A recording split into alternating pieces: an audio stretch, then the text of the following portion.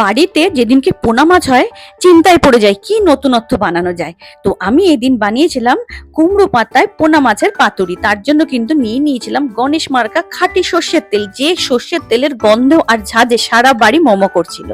2 piece মাছ নিয়েছিলাম, তাতে কিন্তু আমি লেবুর রস আর নুন মাখিয়ে রেখে দিয়েছিলাম।